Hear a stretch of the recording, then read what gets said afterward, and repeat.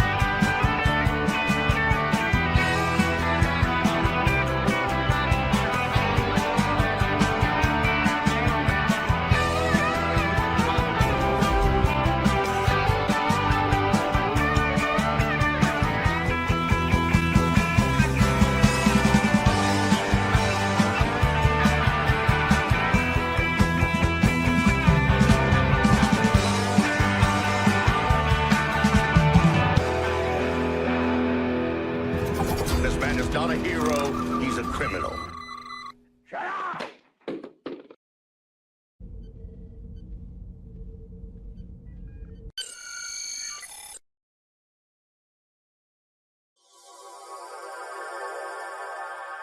Good evening. Good evening. In less than an hour, aircraft from here will join others from around the world, and you will be launching the largest aerial battle in the history of mankind. Mankind. That word should have new meaning for all of us this day. We can't be consumed by our petty differences anymore. We will be united in our common interest. Perhaps it's fate that today is the 4th of July, and you will once again be fighting for our freedom, not from tyranny, oppression, or persecution, but from annihilation. We're fighting for our right to live, to exist. And should we win the day, the 4th of July will no longer be known as an American holiday, but as the day when the world declared in one voice, we will not go quietly into the night. We will not vanish without a fight. We're going to live on. We're going to survive. Today, we celebrate our Independence Day with our friends from England. We got Northern English Bastard and Kung Fu Hot Dog. Hey, everybody. Welcome to the show. Howdy, you beautiful bastards. You ready to go take on the Harvester aliens? Yeah. I gotta say, Yo, Admiral, Admiral. I've got to say, I do like the Mariska Hargitay insert you used in the opening titles. Gosh, she's still a smoke show, isn't she? The only reason why I watch Special Victims Unit because I want to be a special victim of Mariska herself. She is so charismatic on screen, and you have to realize the other day I sat down and we were having a conversation about the success of Star Trek, and there are so many shows and we talk about Star Trek endlessly, and I said, you realize the most successful captain is actually Captain Benson, 30 seasons, as much as all Star Trek captains combined. She's at 28 now, so she's tied. She'll pass next September with the next episode. She'll pass all Star Trek captains combined, and she'll have become the most successful TV character of all time. And she's a descendant of someone we spend every Sunday talking about, Sonny Crockett. She is Absolutely part of the brainchild of a Miami Vice writer who is brought through a show that is just a very professional creation that it feels like somebody made the right decision and called the right people to create Miami Vice. It's a pleasure talking about that one every weekend. Northern really runs that one. What was it that appealed to that show to you, and got you to want to do it? I don't know. I think I was always kind of getting interested in the old 80s Sunkiss thing, and I just like old shows. I'd already seen shows like Magnum PI and Kojak and Quantum Leap. Yeah, and even the odd old Star Trek episode, even though I hadn't watched them fully back to back until a couple of years ago. But yeah, check out Miami Vice. I thought I'd give it a go, and yeah, damn man, it's I love shows where the storylines are just so gritty and a little bit nihilistic most of the time as well. So yeah, because I'm British, I'm pessimistic. We Brits are very pessimistic. We are. It's a very good reason as well why physical media is much more important now than it's ever been. With Sony nuking physical releases in the future, well, let them do that. Who cares? Yeah. They've been getting a ton of backlash. Obviously, GTA 6, that didn't go well. Hey guys, you can buy the video game, but guess what? There's a code in the box. I don't want a code in the box, bro. I want the game, which just solidifies my absolute whole reasoning. That game is going to be shit when it comes out. Yes, it's already made $1 billion plus in pre-order digital sales, but nobody cares about digital sales, man. They just don't. Yeah, well, you will own nothing, and you will like it. Yep. Listen to us, corporations, you plebs. I have Quantum Leap, I have Magnum PI on Blu-ray, and the X-Files too. And I'm really happy about that. I'm realizing now that I do have to start acquiring things, but hey, look who's out there. It's our buddy Welshie, RRTNZ. You know what? The sensors are going off. Admiral Teague, incoming super chat. Happy Treason Day, Yankee bastards. On the poll, the only correct choice is Independence Day. Despite being about an alien invasion, it's more historically accurate than The Patriot. That's true. And Braveheart, even truer. Yeah, okay. Thank you, RTNZ, our friend Welshie.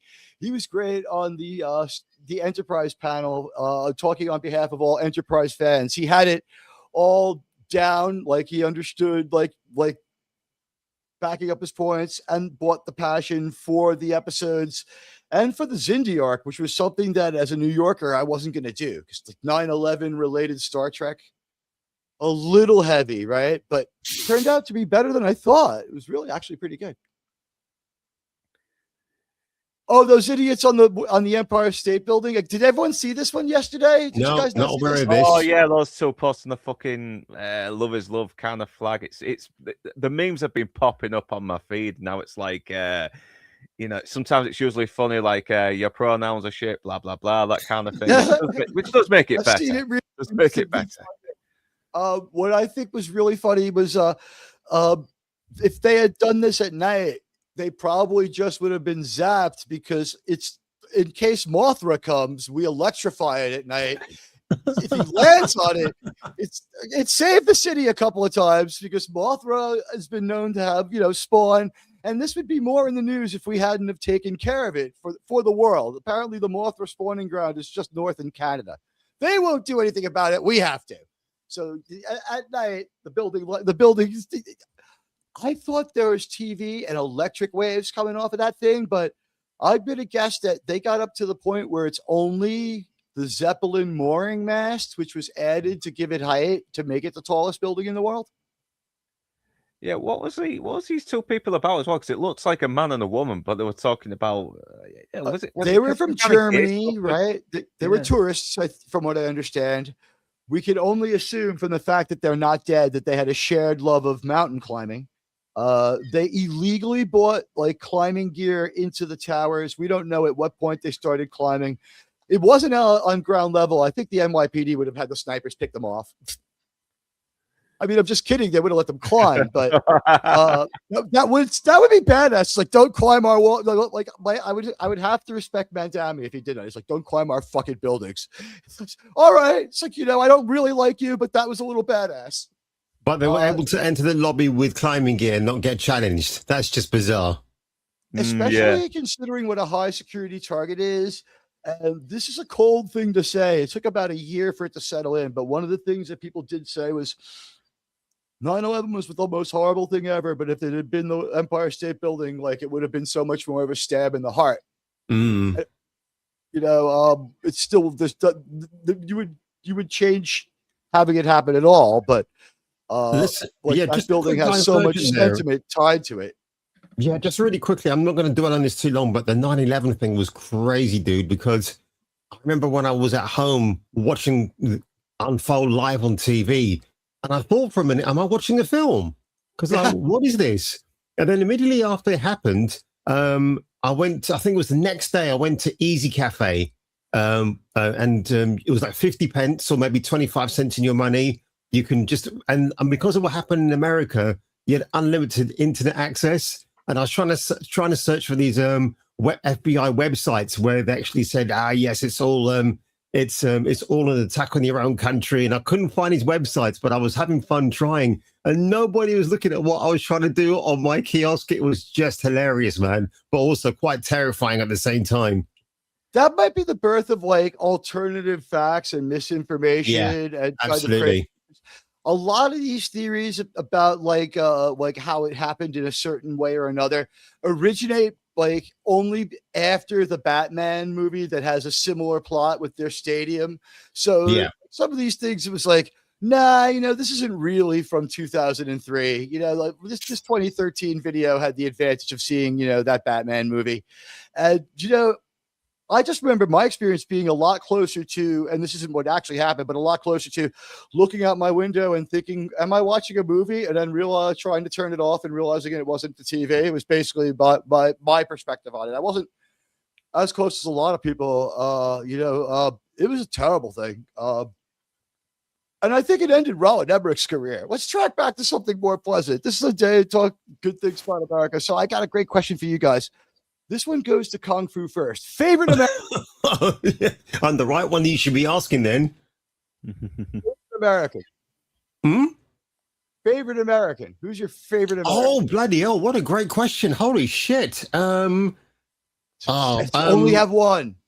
Oh my God. It's probably going to have to be, because I read his autobiography recently, Tom Selleck.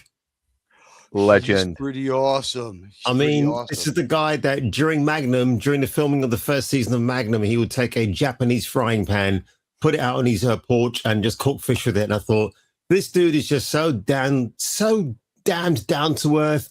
Even when he was in a volleyball exhibition match, the amount of women that filled that stadium just to see him, it was just like, it's even I would have crushed on the guy. But yeah, Tom Selleck, he's like the everyman, isn't he?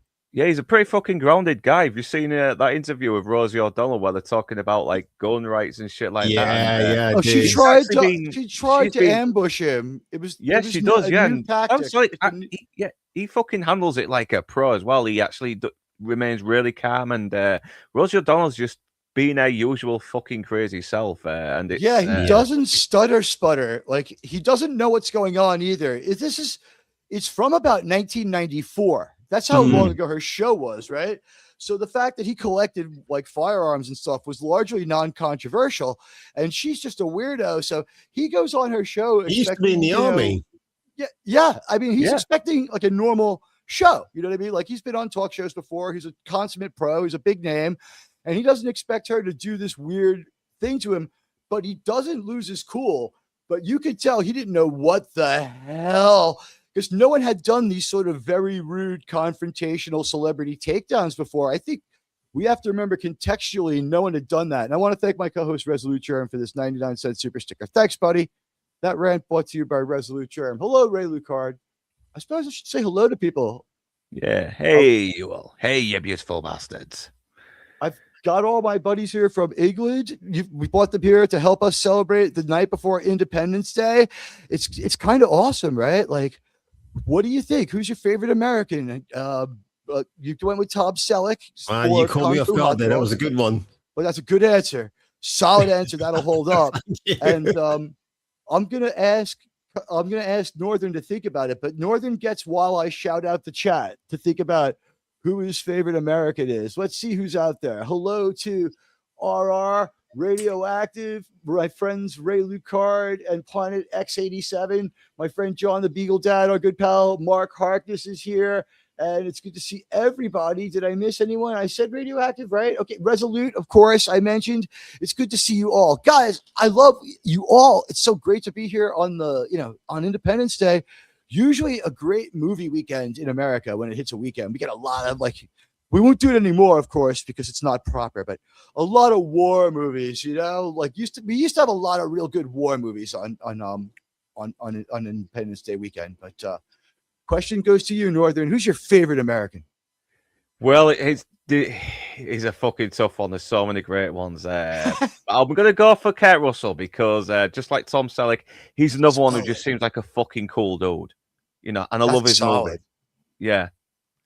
Yeah, wow, that is a good one. All right. I mean, wrong answers would have included Mark Hamill. Because I probably would have done 20 years ago when he was doing the Joker, but because he's just become this fucking TDS weirdo now, he's just he's really let everyone down. By the way, I'd just like to remind our American and British friends that like 250 years ago, like huddled in a room with the windows closed, a bunch of guys in wool suits like hammered out the Declaration of Independence. And, it's crazy. It's crazy. I've been to Independence Hall where America started. Philadelphia is really close to New York City. I was surprised that you could walk out of Independence Hall, go about 2 blocks and look down the side streets and see people smoking crack, people stumbling around wasted and not a cop in sight. And you're like, perhaps we were too hasty. Maybe Mr. Washington went a bit too far in a few places. Perhaps the strongly worded letter was enough. And then we turn on TV and see Caliph Charles acting crazy. So I know we went the right way. But wow, Philadelphia is such a dump. I've got fond memories of Philadelphia. I was there in 1999, just on the cusp of the year 2000. And I remember going to a pretzel stand, had the most delicious pretzel ever. And I paid $1 for it. And could I find it again? No, I couldn't. And I just saw Sylvester Stallone's Rocky, hey, how you doing? In the background, and didn't get a chance to take a picture with it. But man, for the City of Angels, for what it was for that brief moment in time, this was just before 2000 came along, folks. I had a good impression of Philly, and I had a Philly cheesesteak while I was at it too. You could have fun there, and there's parts of the city that are pretty safe, and then there's parts of the city that are just extremely free range wild. And it's like, do not get out of your car. It's like, hey kids, are you seeing all this play? Like literally that's what Philadelphia is. It's the Chicago of the East Coast. It's really, really disturbing. But it's got its charms. I've been there a bunch of times. Hello to everybody. Ray says, Mark Hamill, how to destroy your legacy and goodwill. As he retires, hot dog contest at Coney Island. Oh, that sounds like my sort of thing. Do you not know of this? This is a No, 4th of July tradition. This will happen tomorrow, sometime around 9 p.m. your time. I think maybe between 2 and 4 U.S. time. There's a hot dog eating contest, and there's a guy who's like the human hot dog machine, like whatever. He can eat like 190 hot dogs in like 2 minutes or something like that. Holy Jesus. He's a Chinese guy or a Japanese guy. He weighs like 160 pounds and it's like, like he's a beanpole. And he has like some kind of method where he dips the rolls in water, flattens them, rolls them, eats them, then drops the hot dog down separate. And he's just like throwing the hot dogs down his throat and like eating the buns. And he's able to like, outpace anybody else. He's won like so many of these hot dog eating contests in a row. And of course, you have to sign a death waiver before you do it. Good on the way in, just like good on the way out. That's fair. Yeah, that sounds about right. That does. But fucking hell, that's probably more hot dog. That's probably more fucking long bits of meat than fucking Bonnie Blue, then, eh? Like America is the only place where you see like an event on the news on TV where they'll go in and like someone will be like, Nathan's sponsors but does not endorse eating these hot dogs in this copious amount so quickly. But here's the contest. It's the weirdest thing. It's like they have to like disclaim it a little bit before they allow it to happen, but it's an annual thing. And I think maybe like we all have that moment in our hearts frozen where after usually eating, like the winner throws up for an extended period of time because I've eaten like 200 hot dogs in a minute and a half. It's fun. It's very American. Jesus. It's also more than 130 years old. Yeah, I wonder how much the fucking tourism has gone up in Philadelphia since It's Always Sunny in Philadelphia because yeah, I mean, because it's funny because I mean it's like that show should be the reason no one wants to go to Philadelphia, but somehow seeing these fucking idiots running around causing trouble just makes me want to go. It does. Well, first of all, wait till you see Miami. It's the Philadelphia of the Southeast. But Always Sunny, actually, they paint a pretty accurate picture with the way they paint it. It's like everybody's dodgy. No one has anybody. Like they're trying to scrape by. There's large parts of their city that are just awful. The episode where they inherit a pool and try to make that work just kind of is typical of Philadelphia. But that show, thank God that we had a show that was willing to be kind of that crass and incorrect at the time of all these safe shows that I never want to watch. I never want to watch The Big Bang Theory. No. Yeah, it's Ned Blackface, isn't it? I mean, I did used to like some of the early seasons, but as you get older, you start to see. I know what they're trying to do here. And honestly, if you want a good Nerdcom, watch Spaced or the IT Crowd. Oh yes. I own them both, but. I've got to say the one thing about It's Always Sunny's Caitlin Olsen. Good God. I mean, she's beautiful. Really beautiful. She's hilarious. I know. She's one of the guys on the show. So good for her, man. She outshoots the dudes. She's sort of like, she's very good looking, but at the same time, if someone said, you're kind of weird looking, you could still sort of buy it. It's weird because she's kind of got this very sort of underground beauty, but she's so good at playing these like this terrible, fucking awful, delusional woman, and it just makes me like her more. It does. Space and the IT Crowd, and I might probably even throw in Black Books as well because I've got to watch Black that Books too. is so great, man. It's I'm still wondering how the fuck he managed to become. Actually, I'm still wondering how the hell he got left in charge of that bloody bookshop, because he is not going out of his way to sell any books or make any money. I mean, he's going out of his way to avoid selling books because it means ringing up the company to order more books, and you can't believe how boring that is. It's like, what the hell, man? But I love it. I just love that sitcom. I love Dylan Moran in it. He's so good. Bill Bailey and Tamsin Greig. They're just they're all terrible people, but once again, they're just so fucking funny. And Garth Marenghi's Dark Place as well. They're all great physical owned copies you can buy on DVD. The one thing that can withstand being bricked on your system. Yeah, blood. So here's the thing. I've only flown over England, right? So like my German grandfather, as I like to you complete the joke, but I've only flown over England, but like, I guess like Northern, have you been to America? Because apparently Kung Fu's been here.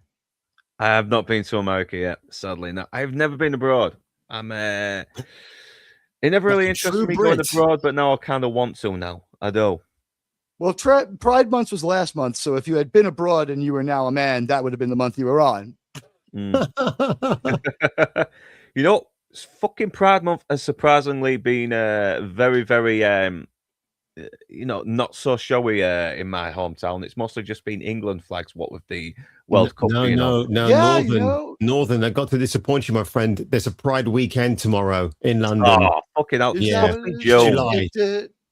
In New York, it seems like people finally read the room a bit. Like there was they probably exist, but I didn't see like a lot of Pride themed soda. I didn't see a lot of Pride themed packages of candy. I didn't see like all this stuff that I'd been seeing for like, say, the 5 years leading up to this year. This year, it seems like finally, like maybe they had some perspective, or there was enough pushback on it, or they're like, this is like, like it's not going anywhere really. It's like, it's not that big of a deal. It's not a big enough marketing thing. And sometimes people like during the times that this is the only candy on the shelf it sells, but when people can get another wrapper, they can. Like, who knows? Yeah, well, I'm not going in fucking town tomorrow anyway, so I'm just going to stay in with the wife and watch some movies and have a few beers, and that's about it. Here's the next question I got to ask by your guests. What American war movie is your favorite? You got them all to choose from. Yeah, which one? Who goes first? I'll go first. I think it's Patton. I knew you were going to say fucking that. Banger. That's a banger. That you watched my Fury video, which has like maybe as much Patton in it as it does Fury, but it analogizes well because he was such a noble warrior, and it's making my case against what they did to that crew. I don't think that movie was pulled from theaters because Kim Jong-il spoke bad about the Interview movie. Yeah, Kim fucking hell, Kim Jong Il. He has a weird taste in movies as well, though, doesn't he? Because he's a big movie buff. Apparently, he said like films true? like Rambo is the most realistic movies that's ever been made. Some shit like that is it's like Team America really didn't get. It wasn't too far off from the real guy in a way, because he was always drinking Hennessy, and he was like he had directed all these like big stage plays, and he kidnapped a bloody director to teach him how to make movies. So he's a dictator, but he was quite a character as well. He was. He had some flavor. He was like, it seems like, I know they're both inexcusably, horribly terrible guys, but it almost seemed like he was like the Dom DeLuise version of Gaddafi. Like, he was totally kooky. His country was menacing, and it was a problem, but it wasn't a huge enough problem to be a worldwide headache all the time. Like, they were just about the same threat level, just about the same amount of like pretension and the same amount of dear leadership going on. So I always thought it was like somebody took the Dom DeLuise DNA and mixed it with Gaddafi. But yeah, he was a weird guy. He was a fucking weird guy. I'd like to think that he's the child stripping the watch off the dead American at the very beginning of Patton, because his age is right, and it's the Battle of Kasserine Pass, which is in Libya. We'll have to watch it again. It's been a while, but Jesus Christ, George C. Scott is always a win, though. He is. Every time I've seen him in a movie, he's fucking good. I mean, Doctor Strangelove as well, where he's probably at his most over the top in that movie as well. And that's the thing. These are the takes George C. Scott didn't think was going to make it into the movie, because he acted it straight, apparently. And then Stanley Kubrick said, all right, now just do whatever you like on this. And he didn't realize the camera was on. And Kubrick used every take of him overreacting, not realizing the camera was actually filming him. No, with Patton, that's actually toned down the swearing, because in real life, Patton was a bit of a F you, F this, F that, and that's really toned it down. So it's a shame, because they do have some mild swearing in the movie. But in answer to your question, Admiral, what is the best American war movie? This, man, it's either The Great Escape for me or The Dirty Dozen. So if I have to pick out of the two, and one has got to lose, I'll probably pick The Dirty Dozen as my favorite American war movie. Yeah, it's fucking good. Lee Marvin and Telly Savalas. Jesus Christ, man. Yeah, Donald Sutherland. Yeah, Donald Sutherland, everyone. And I really like that sort of mission where, fucking hell, they're trying to do like little decoy mission as well. That's sort of like, to sort of like get one up on the rivals. And even fucking Ernest Borgnine is just trying his best not to contain his laughter. I love it when the women show up at the camp as well. Like, you can see their faces and expressions suddenly just change. It's like, and I'm thinking, oh my gosh, man, like, there's some real fugglies in there, but you're thinking, if you filter it all out, there's some real honeys just like, yeah, I want to get with you tonight, doll. And that was just a really, really funny scene, actually. But then Telly Savalas' character's like, oh, no, women, no. Yeah. And I was like, oh, shit, this guy's got a few problems. He has. I mean, for that fucking ending, no way, kills that German bed. Oh, God, yeah, Jesus. I felt fucking sorry for him while he's like, Jesus. And then when you see him in Kojak, he's just like, hey, you're a cute little lollipop. All right, come in, baby. Yeah, where is he gone anyway? Jesus Christ, I hope his internet hasn't cut out. Oh, my God. It's just hello, everybody. Happy Indepence Day tomorrow. Who takes over? Who takes over? Fight to the death. JT Kirk, was that one of by land, two if by Teague? March Darkness 6101 says, yes, always speaks in broad terms. I'm not like broads with terms.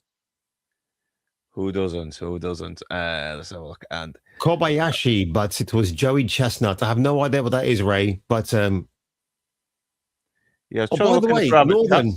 I was trying to look in the private chat, see if Tig said something. No, he's not said anything. Yeah.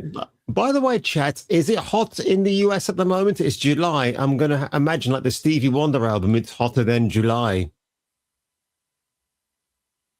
Oh, there he is. Hey, bada bada bada bada swing, bada bada bada bada bada swing. Here's the Sweetie deal. It's 103 degrees in New York. So what happened was there was a momentary loss of power in the apartment. Yeah, do you think the heat might have fucked with the internet a tiny bit?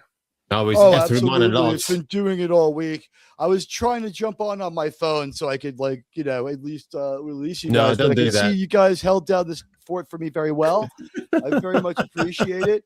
It took a moment for my router to come back up. Who knows what happens next? But I want to thank JT Kirk. It says, who said a member of 28 months. Thank you, my friend.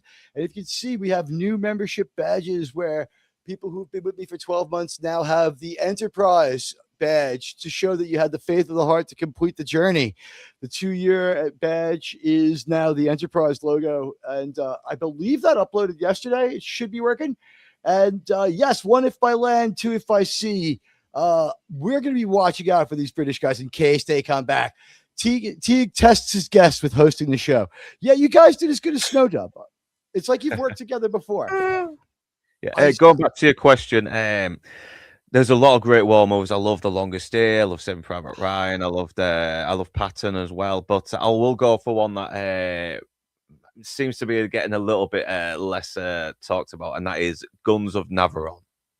I mean, with Gregory Peck and Peter Niven, Anthony Quinn, Stanley Baker, all these great actors, just playing. I don't know if he's American. If it's a Hollywood movie. The thing is, by having some American stars, you probably stumble across qualifying. I'm not here to oh, you terrible Northern English bastard, you mixed and matched your production companies. Yeah, we're not here to gig you. So, yeah, I mean, I guess American enough. We've got American operatives on our team. What about Black Hawk Down? Would you call that an American war movie? Oh, definitely. That's even though that's not even a war, right? Yeah, you could argue that people might quibble with that too, but yeah, that's absolutely. They're acting in a warlike capacity. They're trying to survive a day of combat. It's a fucking war movie. End of story. Yeah, Three Kings wasn't bad. I quite like Three Kings. That was a lot of fun. Yeah, that was a fun war movie. That was more about the comedy and absurdity of how that first foray into Iraq starts. And the way the media handles it. That was some serious media observation before its time. Where they were kind of trying to fake the story to make it sound better when there was actually a really good story going on under their nose that they could care less about. With Marky Mark's kidnapping. Yeah, the funny thing with Three Kings, it always stuck out. Even when back in the day when it was released, my friend would always crack up. He'd always replay this scene for me where you hear Chicago's, "If you leave me now, take away the because I always love that song, and it's like Spike Jonze or Ice Cube. One of those two guys are actually smiling at that song. And Spike Jonze, by the way, although he's known for producing some really amazing dance videos, the guy is extremely talented as a director. Yeah, he's very good. He's so cool. Yeah, he can do these very good offbeat comedies as well. He did Being John Malkovich as well, didn't he? Yeah, that's a weird, great movie. But I love it. I fucking love it. The one time they made Cameron Diaz look unattractive, but it's might be one of her best roles because her acting is so really good in it. But she looks crazy weird with the glasses, and it looks like firecrackers went off in her hair. Since we're talking about the 4th of July, anyway. Yeah, it looks like a female juice throw, doesn't it? A female juice throw. Juice box throw. Exactly. There we go. By the way, Admiral, can I throw a question at you, please? Go ahead. How do Americans generally celebrate the 4th of July? Is it a really, really big deal, or these days in the year of 2026, is it just we just save our times for Christmas and Thanksgiving? Americans love a winner and cannot stand a loser, and nothing says winner like blowing the shit out of things, like blowing them apart. So, if you give Americans an excuse to go out in the street and fire a gun into the air or blow up any kind of celebratory explosives, we've got people who really want a bigger wall, like a wall with a minefield in front of it, who still will go out and blow things up on Cinco de Mayo because it's cool to do it that day. I would say the 4th of July is huge every single year. If it falls on a weekend, what happens is from Thursday till Monday, people are just there's a low rumble of explosions. Years where it falls during the week, it's just a wild weekday, and then the next weekend there'll be something of a low-key celebration. It will happen for a period of 3 days, no matter when it falls. Every year, it is a big deal. Summer is fully underway. Memorial Day is like your more sedate summer holiday. Like only dad gets drunk on Memorial Day. By the 4th of July, like the kids are drinking too. Everyone's out of their freaking mind. And, it's time to like blow some stuff up. Yes. Cheers. Sounds like a right fucking laugh anyway. I'm all for getting drunk and watching shit blow up. You guys should celebrate the 4th of July too. I don't know what you would call it, like tax loss day. I don't T market reduction day, but you could blow stuff up and like wave American flags and like get into the whole thing too. I mean, watch Rocky IV. How many times have I not watched You can that? change. I can change. Everyone can change. Where's my wife with no hungry up there?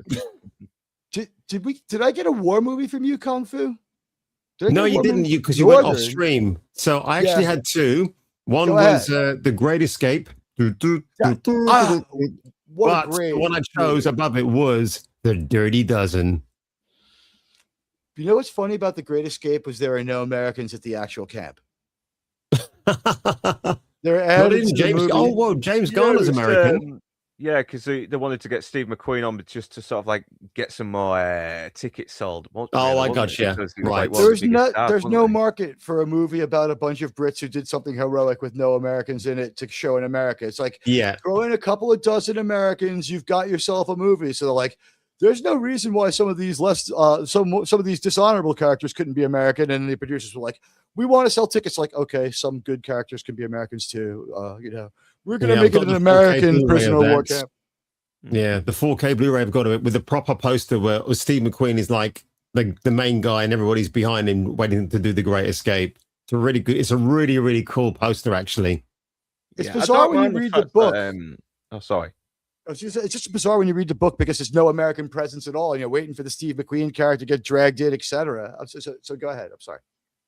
Yeah, I mean, there's been a couple of the war heroes that were there that really didn't like it as well because it's like, but the thing is, like, it's a movie. It's kind of, it's they do kind of like embellish things a little bit more, and you got to sell a movie. You still got to make money because a lot of people are throwing money into this thing to be made. So you got to make a profit, and yeah, sometimes these things have to happen, but I don't think it pisses all over the sacrifice these men made. I mean, there was probably Americans as well doing the same thing as well, battling their guts out to get the fuck out of this horrible camp where any moment they could get killed or executed. It's it's like a sympathy ride at the American camp across the road when they saw the Germans were trying to do something at the British camp. They added to the chaos. They pitched it as best they could. They're like, oh look, the Brits are trying to escape. Let's burn half our own camp down and be dicks.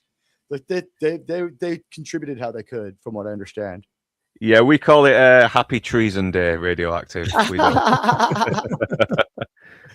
Hey, come on, guys. These are my friends. Oh, look at this. Yeah, we're joking. Man, that's the thing. That's the good thing about this. 6-cent super chat. Yeah. Hey, man. You know what?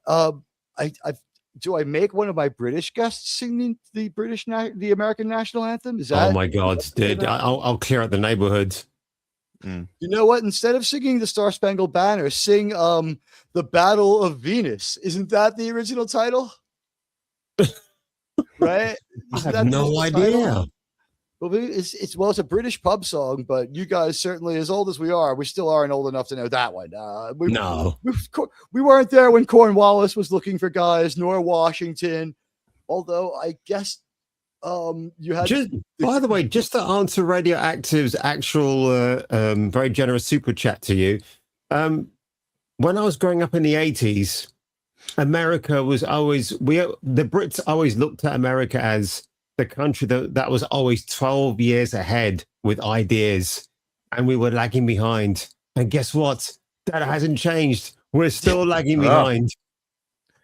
There is something really cool about the fact that we was having this war, we were these big rivals, but now we're kind of like the closest fucking friends now, more than ever. I mean, it's and to be honest, the best way to be friends with us is to go to war with us. We're close with the Vietnamese too.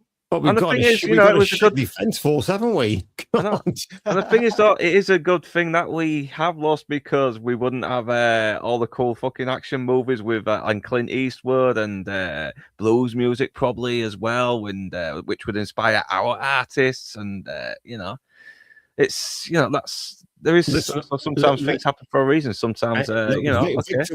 Victor Willis from the Village People. He passed away. R.I.P. Dude. No, rest in peace, man. Jesus, You know, his legacy of music. It inspired. Oh my God, this coffee's choking on me. It inspired a lot of copycats from Great Britain, and they just weren't the same. Good. Yeah. By the way, good catch by our chat. The Brits were digging another tunnel after that. They were not to be deterred. They're like, we're going to mess with these German guys until we win this war or die trying. Good for them. Like, you know what? You can. Here's a good question for you. Since Nolan is in the air, I saw a movie that I thought was absolutely terrible. And let me just read Radioactive Super Chat. This rant brought to you by Radioactive. He says the UK can celebrate July 4th by calling it "We Wish We Were Part of America Day." Well, the first thing you could do right is date it 4/7 instead of 7/4. You know, it's like they got the digits out of order and stuff. It's like you guys put the letters in the date out of order. Like you put the letter 7 and the letter 4 in a different order than we do in American. It's weird. Yeah, I know, mate. It's then we also drive on the other side of the road for some reason. It's yeah. You spell color without the U. I don't know how these things fucking come across, but it's the way it is. They spell Teague quite weird. They have their own ideas about how Teague should be spelled. And we say aluminium. You guys say aluminum. Excuse me?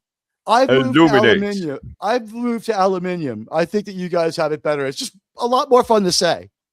I call it aluminium now. Yeah, but then you say laboratory and we say laboratory, which I've never understood why our phrasing is a bit different when it doesn't actually sound, it's not spelt the way it sounds. It's very strange. We put our emphasis on different syllables, especially in names. Like we will take the first vowel and you will take the second if there's two in a row. Right. And that's like Admiral Teague in Europe would be Admiral Teague. Like that would just, people would go with the A. That's just the way it is. Like I've met a million Irish guys that just like don't understand why I pronounce it Teague. But you know what? Favorite American war movie. There we go. I had a couple of other ideas. I wanted to ask you, what do you think? Favorite American city to see a movie. So favorite American location to see a movie in the Old West, New York. No, I can answer this straight away. So it was the summer of 1991. I was working at Radio Luxembourg, and I took a trip to LA to watch for the second time Terminator 2 Judgment Day at some really, I forgot what the theater was in LA, but it looked like a white dome, and it was just the most amazing experience watching that film. This even predates IMAX, and it was just such a great experience. But I've got fond memories of Los Angeles. I've been there twice, and every time I've been, it's been an experience. I have never been to our country's left coast. That's one thing. Yeah, I've only been as far as the other side of the Mississippi. Yeah, I stayed at Huntington Beach, and Long Beach was not too far away as well. And I walked down there. It was so good. And I jaywalked as well. I went, oh my God, I jaywalked, and I didn't get fined because I said to the officer, in England, we do this without fear of crossing the road. By the way, I think the reason you drive on the other side of the road isn't it anti-papacy? Didn't the Pope say you should drive on the right side of the road? And the British were like, well, we'll show you. I don't know. I think it is. About that. I think papist countries drive on the right side of the road and anti-papists drive on the left side of the road. I honestly think that's what it is. You're making me ponder too much. Theory. Yeah, you're making me ponder too much stuff, Teague. You're making me ponder too much stuff. Let's ponder this. You know what? Here's a thought we can have safely. We're a year out from a Miami Vice movie. We're getting it from the director of Top Gun, which seems extremely promising.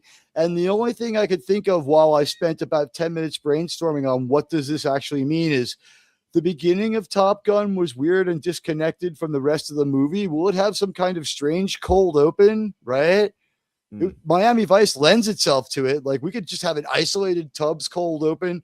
I think the path to a good Miami Vice movie is just do the first 2 episodes as a bigger, more cinematic movie. You can change a little of it, but it should be Crockett and Tubbs meet. I would like to see more than one movie if they can get this right.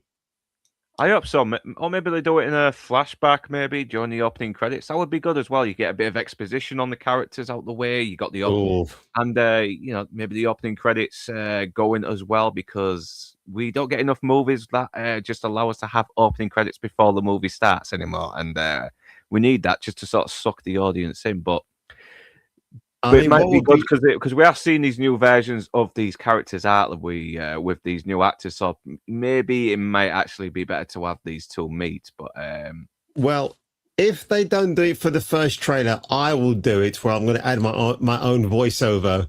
I might get some 11 Labs to do it for me, like coming to a cinema near you, Miami Vice, starring whatever. So I'm going to be a harsh critic on the trailer when it drops. I'm sure we all are going to do our own little versions of the reaction, but I'm hoping that it's going to surprise the hell out of me when that comes.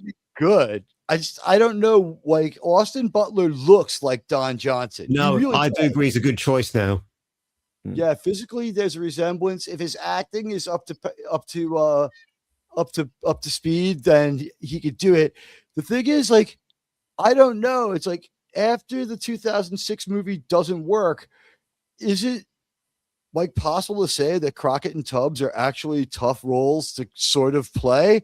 Or is it that movie fundamentally missed the point of Miami Vice because Michael Mann wasn't a hands-on director of the show and really showed a lack of understanding of the show that we all heavily associated with him? Crockett and Tubbs are just there. They have some okay gear, but they don't have like awesome outfits. They've got the car, they've got the cigarette boat, but it's not the same. I think they lose the alligator. Like Crockett is a little more stoic. Crockett almost needs to be kind of an infant. It almost needs to kind of act out for his character to work for me. Yeah, it's always been a bit challenge that's going to be for them. Sorry, Northern. I think it's just going to be a really big challenge to make that dynamic and how they meet and everything else really, really work. I know, especially after such a long time as well, since the last series. So I think it is a combination of both, though. The fact that it is these are tough roles to crack, and unless you're Don Johnson and Michael Phillip Thomas, of course, and also because Michael Mann did kind of he kind of like robbed the fucking Crockett and Tubbs of their personality when he did the remake, because, like you said, they were both stoic. I mean, you could not tell the difference between both of them because they were so damn serious in that movie. This was like trying to do an exposition with a movie starring Clint Eastwood and Charles Bronson. So like when they're talking about their pain, like we don't know anything, and like they meet for the first time, and they're just like they would literally just be sitting next to the bar, and one would be like smoking a cigarette, and the other would just be staring into space, and like they would have a beer, and it's like rough life, huh? I mean, look, we've all seen F1. So if Kaczynski wants to borrow or reuse or repurpose an idea from that film, and but I think because he's an 80s loving kid like we all are here, I think he's going to go a different route. And again, look what he did with Top Gun Maverick, post-COVID movie, and they made $1 billion, whatever, at the box office. Crazy. Yeah, he knows what he's doing. He does. He's basically sort of like, okay, what is it that people loved about these 80s movies? And he takes all of them and puts them into his movies, and he still tries to do something fresh with it as well. And that's why I have faith in him, right? Even if the movie doesn't do well, I'm still, at least he will have tried. At least he will have tried. I have faith in the way that he's going into it. The Miami Vice 85 thing was super reassuring. The thing I thought was most interesting is, you look at that other movie and why it didn't work. And it's stiff. It's not really aware. And it's got nothing in common with like the good Michael Mann movies. It was just like Michael Mann had a bad day. He wanted to make some money. Ali wasn't cooking quite right or something like that, and just like fires off this Miami Vice movie that feels so much like an afterthought. It almost felt like he was entitled to want us to like it, kind of a thing. There was something wrong with that movie from the get go. I mean, if you watch Thief with James Caan and a young James Belushi, that is a film, man. Like, holy Brilliant. shit, that is that. I'm glad I own it. It's quite the movie. But yeah, I've said it before. LA Takedown. I do like watching that. Before Heat came along, that's when it became a much. But I think with the 2006 film, it's just more style than any actual substance. There's almost no substance. It does. I know. It does kind of feel like Michael Mann is veering more to Collateral than Miami Vice, and I love Collateral, but it just doesn't match with Miami Vice. Miami Vice does have a little bit more personality. Yeah, it can be dark, it can be nihilistic and noirish and bleak, but at the same time, there was this the characters had personality. There was this charm to it as well, and it wasn't afraid to be a little bit goofy, which is definitely going to be the next episode we're going to be touching on Sunday. I can't believe you just brought the Sydney Sweeney up, because my fan casting will be get her and Dakota Johnson to be Trudy and Gina. Yes. Oh my God, that would be great. That would blow my mind. And also, I want to see this. I think it was Top Gun from 1986, where Tom Cruise goes to a bar. And they got a track playing. I think it's called "Lead Me On." And it had that. It's just beautifully lit, the neons, and you see Kelly McGillis at the bar. We need something like that in the Miami Vice film. Just relive that moment. If Joseph Kosinski can do that, if he sees this video, if anybody knows him in Hollywood, get him to put something like that in this scene. God, I want to watch my 4K Top Gun again now. God damn. Give him that slick dialogue as well. That only sounds cool with a really charismatic actor giving the right delivery. Remember that episode in where Sonny Crockett was being chatted up by a prostitute, and he's like, "What do you want?" He's like, "Starter cables for my heart." Yeah, we need the actors to actually pull off lines like that with some kind of charm and style. There are so many great lines in that show. Week after week, they provide like one great line after another. Not all the dialogue is always great. Most of it's pretty grounded. You never really balk at the dialogue, but every once in a while, they do throw you a great line, which is something that you could really enjoy. And also, our TNT New Zealand, our New Zealand guy, he's correct. If it's a Miami Vice film, it has to be the 80s. No, agreed. Yeah, it has to be. That's what you think about, isn't it? Miami's barely in the fucking movie. It's mostly in this the other place, because it's basically just taking the plot from Smuggler's Blues, isn't it? That's it.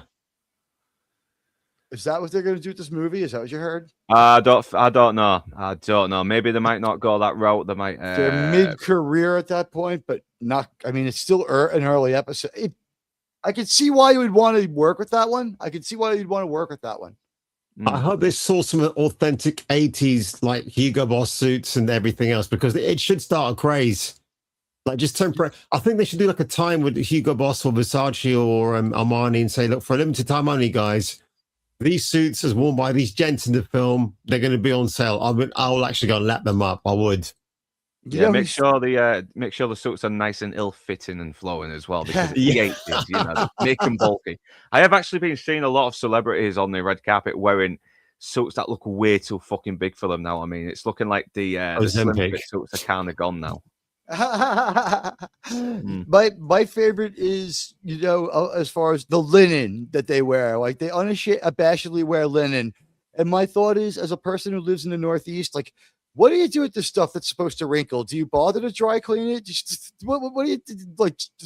Air it out and put it back on? Like, I don't know. Yeah, that's what you do. I used to own a linen suit. You just kind of like, once you wear it, it's going to start wrinkling. When you're finished, just let it hang, and then some of the wrinkles do come out, but not always. And I used to iron it before because I didn't know any better, and then it just went back to square one again. It wrinkles again, but they are nice suits to wear.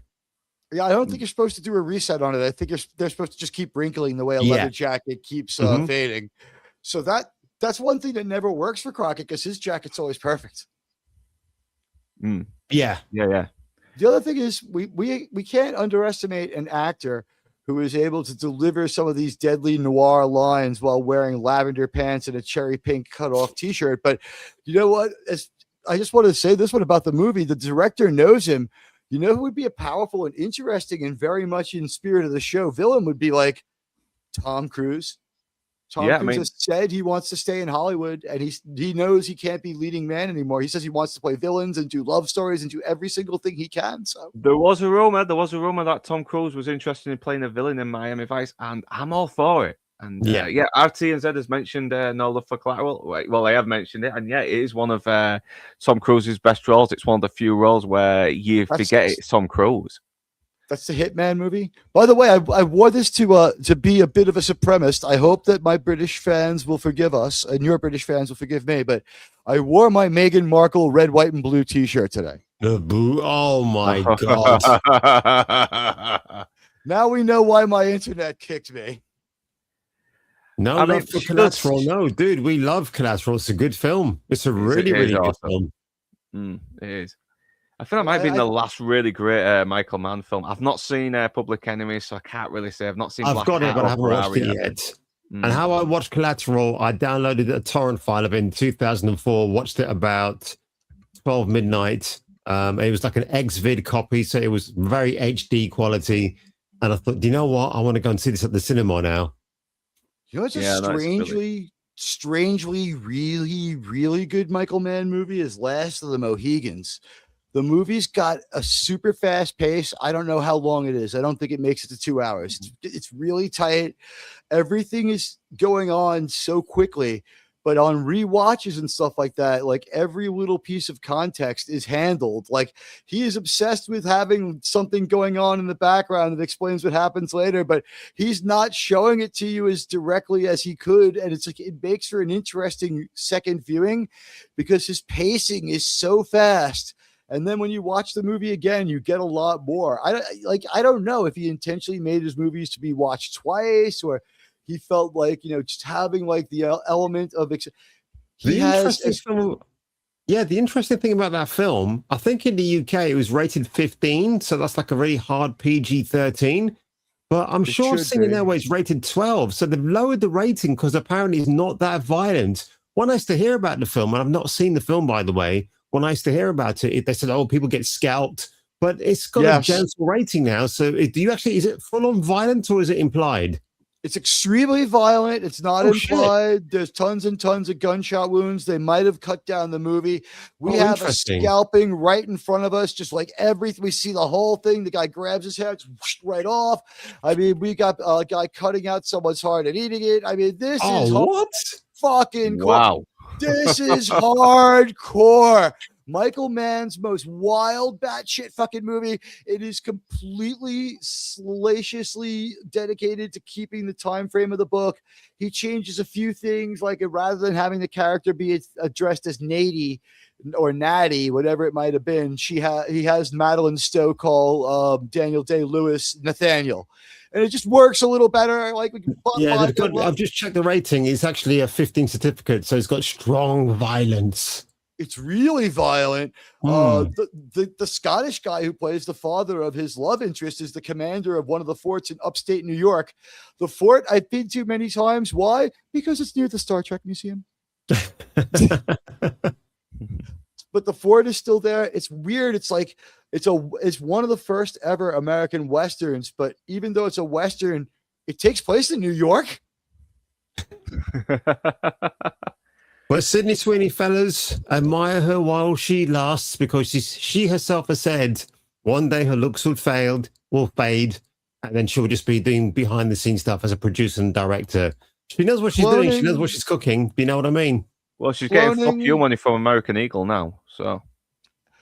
That was a great choice for the American Eagle Company on two levels. One, Sydney Sweeney and all the controversy, as you guys would say. I'm speaking in British now. See, I'm using my second language.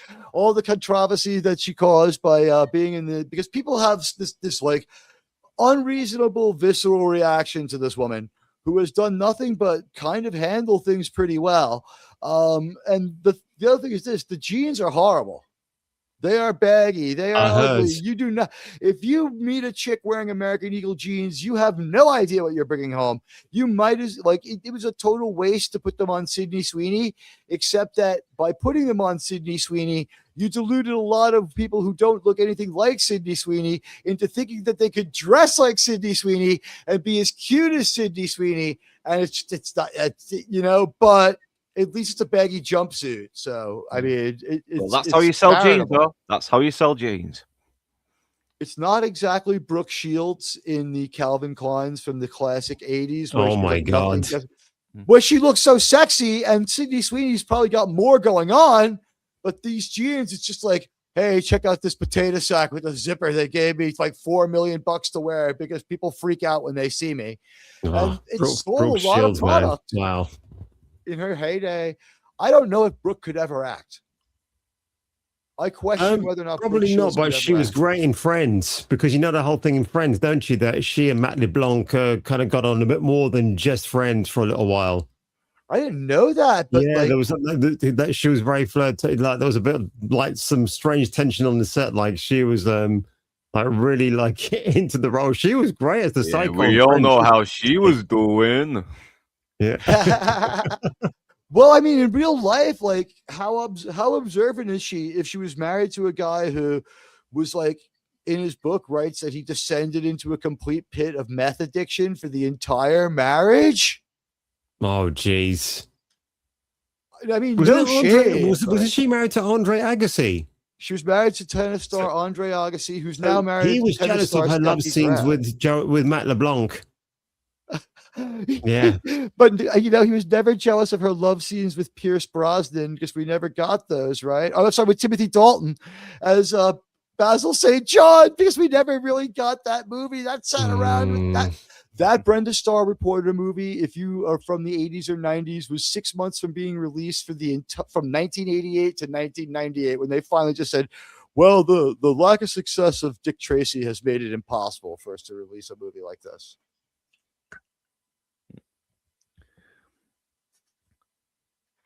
That I could not have imagined that movie of having a good fate.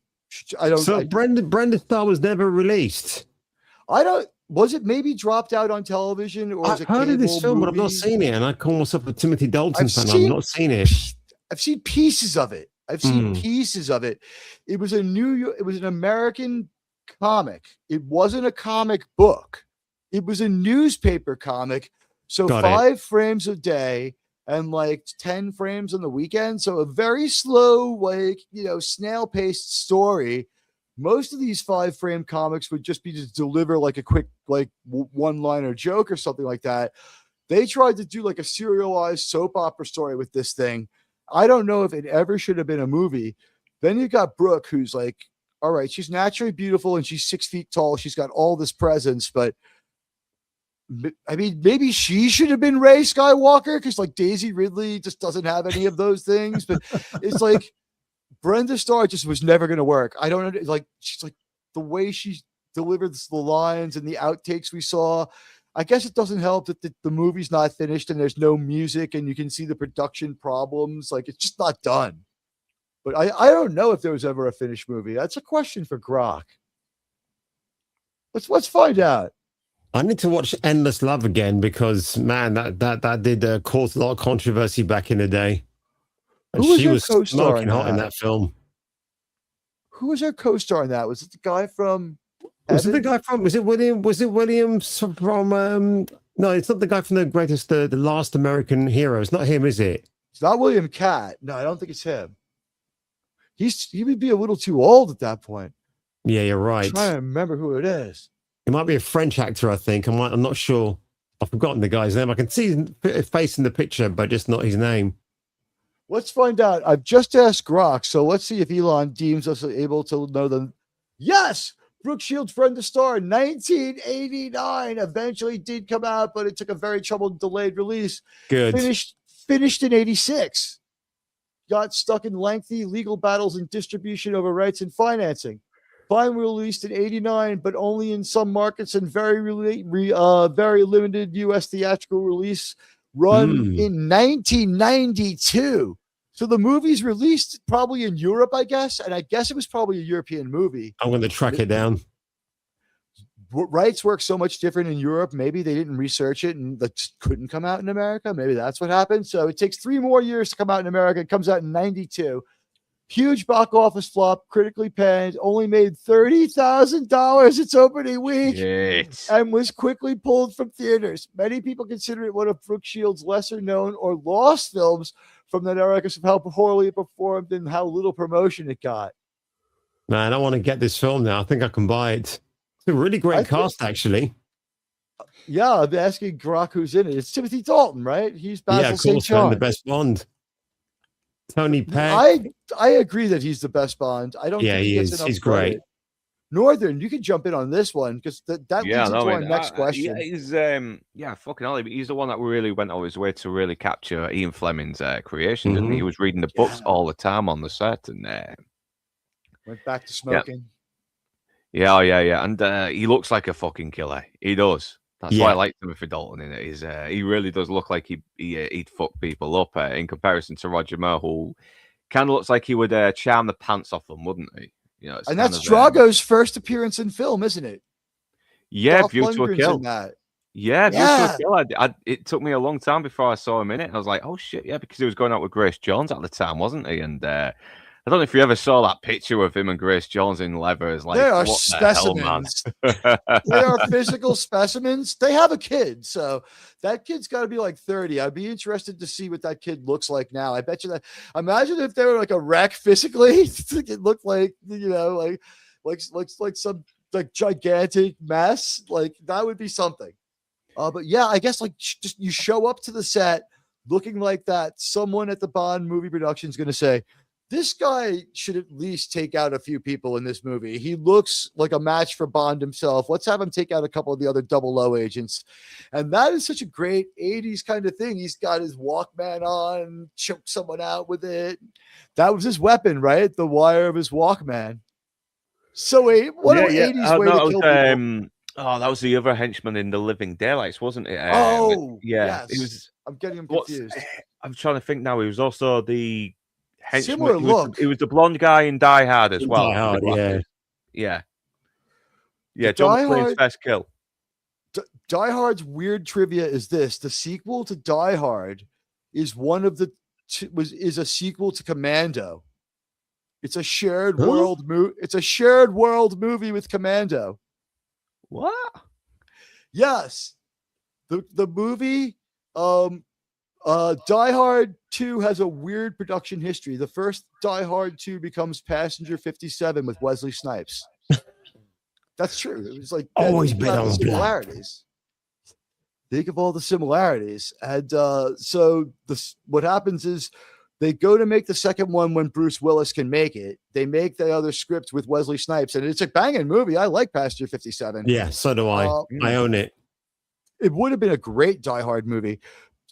And Die Hard 2 is a movie that was written by the Commando writer, and it's got the same country, the same coup, the same named characters in Valverde, and that's where they're hijacking the plane to go to. It's the same place that they're going to bring Matrix back to, and like Colonel Arias, it all gets mentioned, and General whoever it is who overthrew Arias is getting out of control. It's part of what we call the Valverde trilogy because it shows up again in the show Supercarrier. Because Passenger 57 came out in 1992. I just remember that the early part of the 90s, some of the greatest films just came out then. 93 was just amazing. We had The Fugitive, we had Demolition Man, which was like one of the greatest comebacks for Stallone. Cliffhanger in the same year as well. Cliffhanger is a good movie. That was a good movie for Stallone. Yeah. The villain part, this one of the best marketing campaigns ever as well. But let me lead this back into my question because I only have you guys for a little while longer. So let's really get into this one. You know what? I've noticed something. When England, and hello to my friend, the Trek reviewer. You know what? When England sends us its Batman, it's not sending its best anymore. It's not sending Christian Bale. You're sending Robert Pattinson, okay? And some, I'm assuming, are perfectly fine people. But you know what? If you guys can send us a British Batman. Why not an American Bond? How come Tom Cruise can't be Bond? Why not? He could probably pull off the accent. Yeah, it's very rare when we see Americans really do a great British accent. No, that's the thing. And I think James Brolin auditioned for James Bond once. I mean, He has the look. yeah. Because I was going to have, because Roger Moore was going to leave, I think, sometime after 3 Hours Only, but then they renewed his contract by just by like one film at a time kind of thing until he decided to quit. And even Sam Neill auditioned for Bond. Yeah. Of course, His Pierce audition was good. Brosnan, yeah, That would but have been of course- interesting. He could have done it. He is charismatic enough. I know it would have been good. I mean, if we can get a really good American who can really pull off a British accent so well, and I'm all for a good American Bond. But I don't know. Maybe it's because so many American actors have a look that looks American. It's hard to sort of like pinpoint why, because when you look at Kevin Costner in Robin Hood, Prince of Thieves, even when he's trying his best to do an English accent, you still see him. You see him more as a fucking cowboy than an actual English outlaw, don't you? So it's I know. It's so weird because Morgan Freeman is able to pull off a decent, like, I don't know if it's authentic enough, but like it's consistent accent for his character. And Kevin Costner's just like, so what do you think we ought to do? It's just the weirdest Robin Hood movie ever. And this is the strangest experience of my life. Was I went to my dad and I had a shared love for Man of La Mancha, the play, the Don Quixote play, right? And like, so my family, me, mom, and my dad go to see it.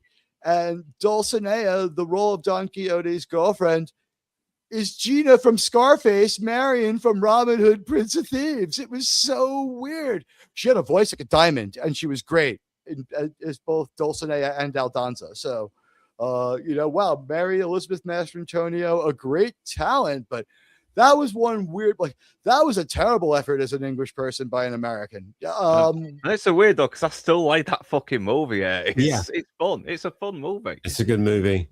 His acting technique for shedding the accent was good. He showed that he had by the time he sheds the accent after a half an hour, as he slowly, like, that movie was well directed to pace away the accent so that you didn't notice, like, you notice it's horrible. And then it's like, all of a sudden it's like, oh, it's gone. It's not, by the way, it just because it does kind of like okay, stop trying to be an American. It's kind of less distracting now. I don't mind that he's speaking American because I'm kind of enjoying the action. I'm enjoying the characters. I'm enjoying the music by Michael Kamen, and of course, fucking Alan Rickman as the sheriff of Nottingham. Oh, he's great. I love when he runs through his henchmen. Like, is it his cousin? He runs through his own henchmen, and he's like, "Yeah, you're right. It is pretty good sword." Yeah, like, well, at least I didn't use a spoon. It's got steel. Oh, rest in peace, Alan Rickman. Rest in peace, man.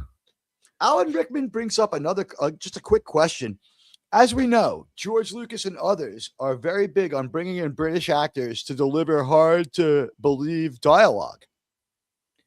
As you know, Princess, this weapon will destroy your entire planet with one blast of energy. I found it quite, I was quite disappointed signing your death warrant. Like, it's like some crazy exposition to drop on people. It's like, they spoof it perfectly with Seth MacFarlane. It's like, our giant planet blower upper will show you. It's like, but this guy pulls it off, and part of it is because he's British.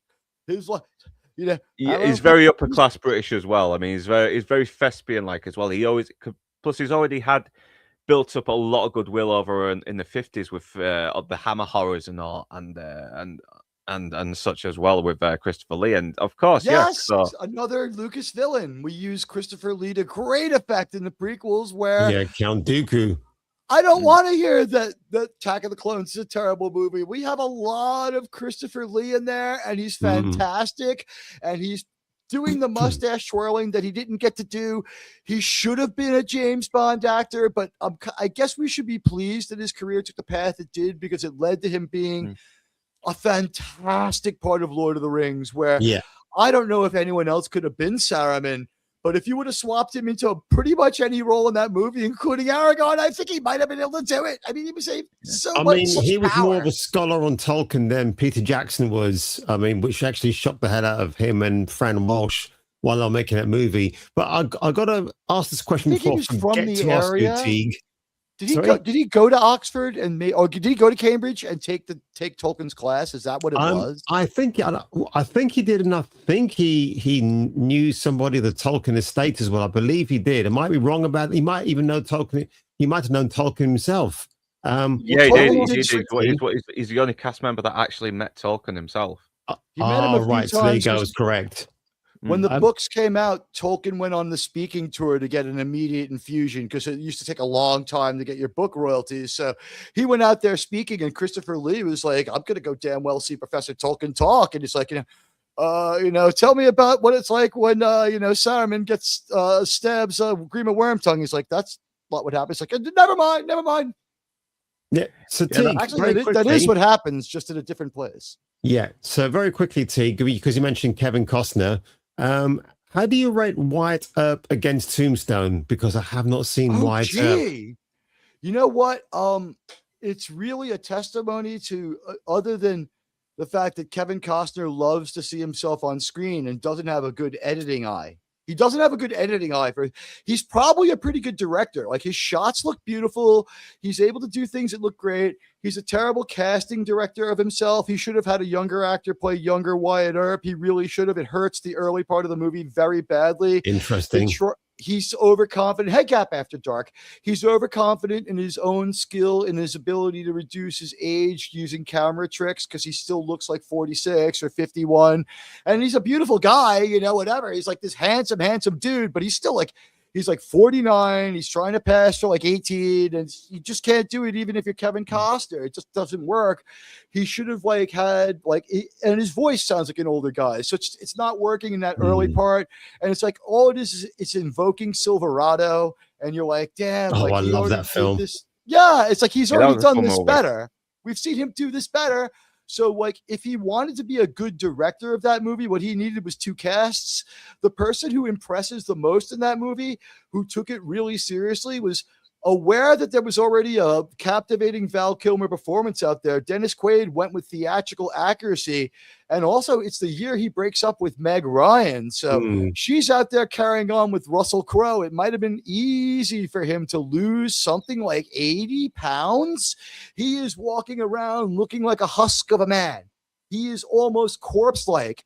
And the movie is slavishly historically accurate. Like, things happen more or less the way that they're as verified as possible, which we have embellished books in the 19th century. You know what I mean? But he goes with that angle for it. So Dennis Quaid does an acting job as a much more accurate Doc Holliday. And you can understand why a dentist with a terrible cough would be out of work. It's coughing into your mouth all the time. But it was a powerful performance, as powerful as Kilmer's. It's just that it's never going to be what Kilmer did because it's just not the movie. This is not a heroic movie. They made a gritty, realistic Western about things like misfires, and Bill Pullman is wasted in it. And he's in it for 20 minutes, and what happens to that historical character happens to him. And it's like, you wanted more Bill Pullman. He's underused in that. The only movie that underuses him more is I would say the worst Richard Gere movie, Summersby, which is a terrible. How did the Star Trek people fuck up so bad? It's the people who made Wrath of Khan, almost all of them. Going back to Kevin Costner. Yeah, going back to Kevin Costner, though. I mean, he is, like you said, he is a very good director. He just doesn't know when to sacrifice his babies. I mean, look at the last Western he did, Horizon. I mean, what was it? 3.5 hours? It's really good. I mean, it's really well shot. It's gritty realism. I really like the characters, but it could have done with a little bit of a structure and maybe a few scenes cutting out, or trimmed down a tiny bit. But apart from that, I did still like it. He just needs to sort of learn when to sort of keep some kind of pace or structure. Is Sienna Miller in that film? Yes, she is. Oh yeah, I like her. She's pretty good in it. She's pretty good in it. You know who would be a good person for Costner to have a sit down with? I would suggest he go on Open Bar or sit down with Drinker, because he edits and streamlines things better than anyone else. Kevin, Kevin, you're like 40% too long in every single movie you did. Waterworld was 40% too long. It was too long. Okay. We saw the flaws. All right. Although I The didn't fucking see his postman as mutation. well. The postman, that could have been cut down a tiny bit. And there's some good ideas in there, though. That's the thing. It's well Why did they directed. borrow- And yeah. Why does that movie borrow the soundtrack from the movie Gettysburg? Oh, does it? By the way, you want to see some good acting that's going to shock you? It's a 4-hour movie, but it's inside the first hour, 20 minutes. The Battle of Gettysburg was pivotal. It ends on the 4th of July. Today was the deciding day. Pickett's Charge happened today in 1863 in the American Civil War. In that movie, there's a bunch of people from Maine who don't want to fight. And they are just absolutely, they were hoodwinked into signing extra long draft papers. They were stuck in the army a year longer than they thought they had to be. They'd been in a bunch of battles. A lot of them had been wounded, and like they didn't want to fight anymore. And so they were going to either change their minds or they were going to have to be shot. And Jeff Daniels is the colonel who has to deal with them. And they've elected one guy to talk to him. And he's dirty and he's wild and he's got the best beard in the movie.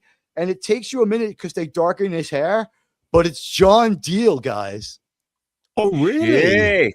Wow. In a pivotal, it's a very small role. It's 10 focused minutes. And then again, later on in the movie, we see him 2 or 3 times for a moment, backing up what happens. What happens is the old Second Maine, which is a state in America, the old Second Maine militia all signed 2-year papers, except for these guys who signed 3-year papers. So the whole division goes home except them. And there are 200 guys out of 1,000. They're like, why can't we leave too? F this. And they're like, what film is this again? It's called Gettysburg. It's about the decisive I know that battle. shit. I need to watch that. You know, here's one about it a few times as well on the Nielsen ratings. You know, it's more as many people died in action in the Battle of Gettysburg as died in our American Vietnam War. There were 54,000 casualties at Gettysburg and 58,000 in 15 years, 10 intense fighting in Vietnam. Yeah, and this is back crazy. way before antiseptic and antibiotics as well. I mean, even if you got the bullet out, you still got bits of fucking cloth somewhere stuck in your body, that kind of thing. Because it's just crazy, man. It's then you get gangrene as well, and you got to hack someone's arm off so the infection doesn't kill them if you get wounded somewhere. It was a lot more brutal as well back then. You know what? The best way to put it with infection is we knew so little about science. They discovered germs and stuff around the time of the American Civil War. People are resisting it. Like, this is ridiculous. Like, they won't look into a microscope. Like, no, absolutely not. Ridiculous. It's the bodily humors. They fight this for decades before people catch up to it and actually start taking practical means to like control infection. Like, disease is the biggest killer in every war until I think, is it World War I? The first, or is it World War II, the first war where more soldiers die in battle? But yeah, the best way to put it is the guy who financed the cracking open of King Tut's tomb, Lord Carnarvon.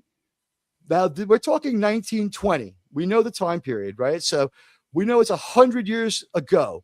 He died from cutting himself shaving. Huh? Yeah. He went septic and they couldn't fix it. He shaved while he had a mosquito bite. Jesus. That's how fragile human life can be. And that's how for granted we take things in our modern world that, whatever. At this point, I don't know. I'm not a doctor. I don't know, maybe I have the facts a little wrong, but certainly an infection, like a topical skin infection these days, we know how to treat it. He would have been okay.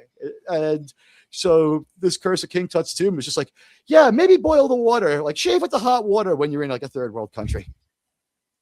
Oh, and speaking of getting the facts wrong, so RRT New Zealand, he or she in the chat earlier on said that the IMAX was invented by the Canadians in the 1960s. Is that true? I didn't know if that was true or not. I don't know. That's the first time I'm hearing it as well. Yeah. He's well. She's a good lad. Good bloke. I love RR. My quick IMAX story is I was at the production of an IMAX movie, and it was the Rolling Stones up the street. They recorded the Steel Wheels tour on IMAX at the time with 1980s tech. So what we're talking about is there was a cameraman dragging a huge, really long cord, and his camera was 4 times bigger than anyone else's. and he had to be a second cameraman had to be standing right next to him to turn on about 20 seconds before he ran out of film, because an IMAX camera could only shoot for 3 minutes at a time. So you need to swap out cameras like 5 times for each Rolling Stones song. And the good news is the Odyssey is filmed in IMAX entirely. Oh, can't wait. You know what? It's time to switch to that. Let's talk about it. It's a huge topic. We talked all about America. Christopher Nolan speaks the American language. He's perverting it horribly in the Weirdessy movie is what I'm calling it. I think the Odyssey is too charitable. I'm calling it the Weirdessy. I agree with Lance about like how we shouldn't be too judgmental, and these actors should all be given a chance to justify how they've been cast, and that Nolan has shown a propensity to be good enough. But I would counter with, he's also shown a propensity to be a self-obsessed dick with movies like Dunkirk, where you wanted to just go running out of the movie theater screaming. Churchill is a so much better Dunkirk movie, and that Dunkirk movie's 20 minutes long. That Dunkirk sequence is 20 minutes long and showed you that the 3-hour Dunkirk movie didn't need to even happen. Christopher Nolan woke up one day and said, I want to make a war movie where we never see the enemy. Yeah, the thing with Christopher Nolan movies is he always has to spell things out for his audience instead of letting them come to the conclusions. I mean, if you watch a lot of them, most of the characters speak in exposition most of the fucking time, or they always overanalyze everything or over-explain everything, and it's like, sometimes just let the audience think for themselves, decide for themselves. I mean, that's the job of the audience, and I think the only film where he doesn't do that much was Insomnia. That's the only film where Nolan kind of allows you to come to your own conclusions with the character of Al Pacino and Robin Williams' character, and start to sort of like analyze them a little bit without any dialogue, without Nolan holding our hands with the dialogue. You know what? I guess to a degree with The Prestige, but I still like The Prestige. Yeah, Prestige is the one where he did the over explaining actually fucking worked. Yes, that's true. Yeah. Yes, yeah. I guess my Nolan take would be this as an American. Like, we're not required to like pretend that he's a great director like British people are. He is his own franchise, and this movie could still make a fortune. Like that part, like I want to say right now, everyone who's saying that this movie is terrible and that it looks like a disaster, you're not wrong. Like, we've all objectively seen this like craziness.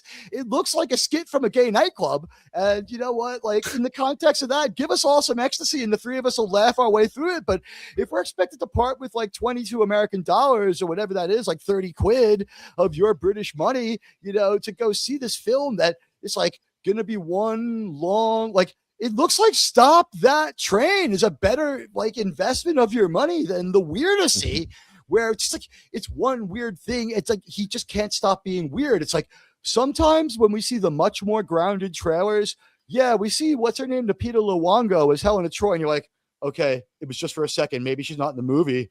And you see like some combat going on and some fantastical creatures, and you're like, this looks like it could be okay. And then all of a sudden, like Elliot Page, and you're like, whoa, and then all of a sudden Zendaya like giving some Zen advice, and she's so out of it. She's like, how much diazepam did they give this woman before she spoke her lunch? She's like, what if OTC is? It's like, oh my God. It's like, could you imagine if Siri was that slow? We would all still be heading to our first destination to get a second iPhone, to get iPhone 2. It's just Zendaya playing Zendaya. That's all she knows how to play. Like Jason Momoa plays Jason Momoa.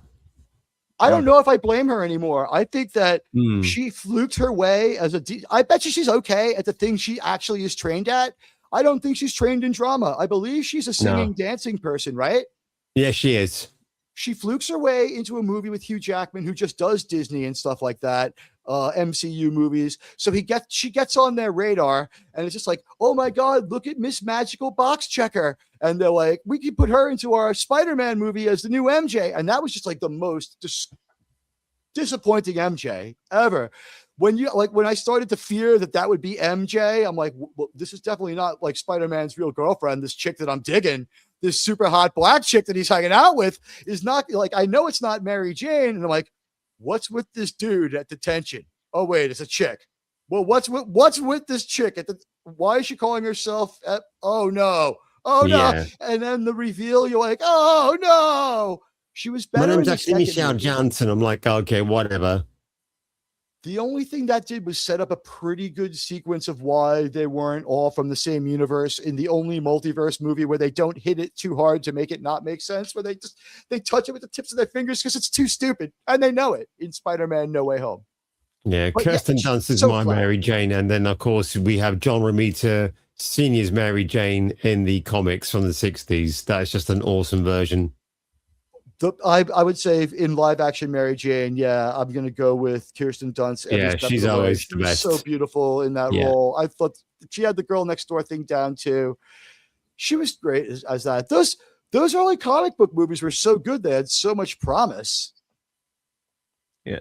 Am I the only one who thinks Peter Parker should have gotten with that fucking Ukrainian woman who bakes him cakes and cookies? And was like, come on, she was so much cooler. Yeah. You're not wrong. She was Pretty hot in a weird way. She was a little goofy looking. That actress had her day though. She was in a when you bunch actually of see her movies. on the red carpet, she actually looks quite stunning. I think they just sort of dressed her down a little bit, made her look a bit plain just for the movie. But Sam Raimi's really good with that. He does it in the second half of Send Help, which is a movie I recommend. Really? Okay. Send Help is actually good. The amount cool. of setup and payoff that he packs into that movie, he is like, I don't know, like he might be accused of schematic filmmaking. Minute 31, they're on that island at odds. Yeah, it's a funny movie. It's just I think the CGI kind of takes me out a little bit. I mean, remember when she was killing that boar and the eyeball was hanging out, and I was like, if that was practical effects, that would have looked so much better, and it would have been so much more grotesque and gut churning, but also much more fucking funnier as well. You got the Army of Darkness guy. You figure he's going to push for it and get the special effects. But it is so Raimi when she kills the goat and the goat just pukes all over her. And then she has to finish re-killing it and it just pukes on her again. That was so Raimi. And then like the twist ending, I thought that was a great, fun movie. And in a world where Shape of Water is best movie, how come Send Help sort of just kind of like goes in and out of theaters with no one noticing it, you know? Yeah, I think it was the marketing as well, because they really made Rachel McAdams look girl boss, and they could have done with a little bit more better setups on her, improving her skills on the survival. Yeah, she's done a few little things, but well, if you think about it, she learned a bit too quickly, but I don't know. I thought about this one. You know what? I thought about this one. You know what, Northern? She only keeps them alive for a day. She only has enough skills to get those raw clams into his mouth and to get the seawater out of his lungs. Like maybe she provides him enough sustenance to survive one day, but then she's cheating on the survivalism after day one. Remember? So yeah, that recontextualizes. So like she doesn't say like at 12:01 on the Tuesday, like. We just know at some point she's found this cache of everything she needs. Like, did you really think like these useful items are just washing up on shore as needed, you dumbass? The thing was, could you market that movie without giving away the twist that made the movie any good? That might have the movie looked significantly dumber and duller than it really was. Yeah, I'm gonna have to watch it a second time because that's the thing. Because I have been watching. Because the thing when you watch these latest movies, you're watching them once, then you do your review, blah blah blah. But you do kind of miss a lot. And Obsession is one movie that I've just watched a second time and started noticing a lot more new things as well, which has made it a lot better. And I can sort of see why people are still seeing this movie and making it, and why it's still killing it at the box office. So. Yeah, maybe I did miss a lot in Send Help for the first time watching because I'll still give it another go as well, and because I was meaning to review it a while back, but just did not get the chance to do it. So it does. It's a real easy watch. It's really easy to watch. Like the pacing is so on point. It's just like by minute 15, like she's divulged enough of her exposition backstory in a way that's graceful and organic enough that it's like. You're kind of like, I like how this movie's coming together. And it's like the awful boss character who shows up, they develop him so quick and so well. Like Sam Raimi is able to work fast and efficiently. By the time that movie hits like the 60-minute mark where it's really getting worked up and intense, it's like, what's the runtime of that one? An hour 50? It's like the perfect movie runtime for the concept. Yeah. And, My favorite Rachel McAdams film is Red Eye, directed by the late great Wes Craven, because that's a really tightly knit movie. Really good film. Oh, I tried to watch that some time back, but I just have not got around to it. And You're missing out, man. Yeah, and it came around about the same time as Batman Begins, where Cillian Murphy Yeah. was showing he could play villains, couldn't he? Yeah. I would have liked to see her do more, because here's the thing: Rachel McAdams Young had like a super great body, and she could and she was a really good actress. And then she's still good now, man. Did you see her in St. Help? She's still got a banging body on her. She's got a banging body, but that mole has now gotten so big that it's sort of I am a mole and I live in a hole. Yeah, it's just like starring a mole and Rachel McAdams. It's like sometimes distracting to me. It's so weird, and like please get it removed, Rachel. But like she is good she still does have a great body for her age. And that weird mockumentary wraparound ending that they did for Send Help is you'll be surprised at the weird way they do the ending. And that movie's inventive for a 2-hour like lighthearted movie. And I'll say this: a more fun plane crash than that was funny. That was fucking funny. The guy that keeps hitting the window saying help, help. It's like I've got to see this film now. She closes the fucking blind down when he's. It's a lot like the plane crash scene from Fight Club, where the plane's falling apart and there's all sorts of these human tragedies happening around him, and he just turns his back and starts eating his in-flight meal with a little more intensity, so he doesn't have to be bothered by what's going on. But yeah, a lot of people are trying to save themselves as this small Lear jet breaks up. And like none of them are doing it in an honorable way. Like they're trying to screw everyone over just to stay alive one more minute. Meanwhile, this thing's like flat spinning through the. You're not going to survive impact anyway. It was like, is anybody who did anything wrong in that really setting anybody back? And then a couple of people flukishly survive. They end up on that island. And like the setup is that she has all these survival skill hangups because she wants to be on Survivor. So again, it's a Paramount movie, I guess, right? She wants to be on Survivor. So she's like, she knows all like herbalism and naturalism and fishing and like how to like all this like Survivor and prepper stuff. And so it looks like that's what's getting her through the movie. And then there's a few successful rug pulls and successful subversion. I liked Send Help. I would recommend it. It was funny though. I mean, I will admit, fucking hell, it is hilarious. I mean, it's got that Sam Raimi dark sense of humor as well. That humor is that pretty much made the Evil Dead movies so good. How he was able to make basically 1.5 movies into 3 and get away with it and be praised for it is beyond me. But I know because the first Evil Dead was never meant to have a sequel, but for some reason they kind of did this sort of like loosely remake sequel, and then they did it again with the third one, and it's just but. They're still good. I even like the third one. I love Army of Darkness, even though they toned down the gore. It's still a fun adventure movie. And Bruce Campbell, it is. And it's kind of like the most celebrated. Yeah. He's such a good square-jawed idiot that year. But Bruce Campbell is so fucking charming as well, playing this square-jawed idiot. By the time we get to Army of Darkness, we're kind of aware of Sam Raimi enough, and then we realize like his good friend is like ends up being Bridget Fonda. We could have had Bridget Fonda and Bruce Campbell in a string of pretty good Sam Raimi movies, and both of them put in good performances in the stuff that they do. But like as we know, she just like decides not to do Hollywood. And the last time we saw her, wow, Nash Bridges fans will relate. I guess she got into a car accident and got too messed up to do anything but take the painkillers that made her all messed up. Oh, did she? Oh, I didn't know that. Yeah, she's really fucking changed as well. She unrecognizable pounds as well. Oh, that's a shame.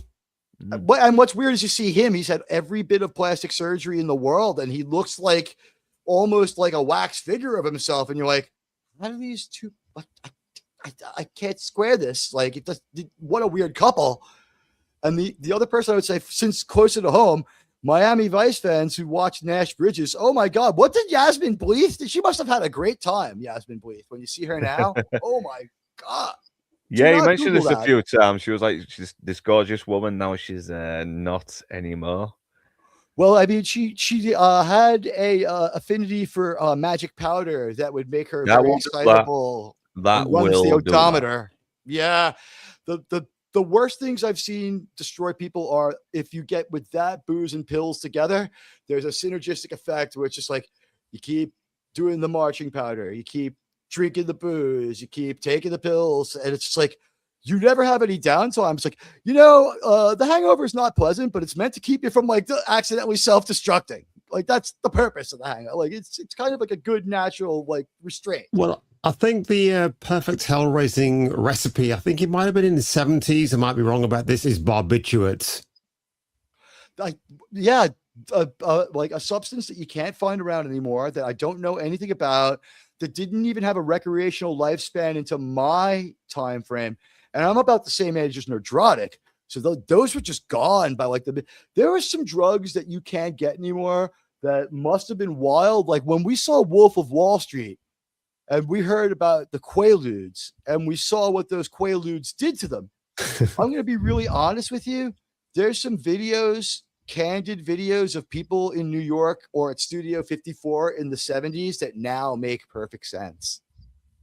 They're on Quaaludes. I get it now. They're on Quaaludes.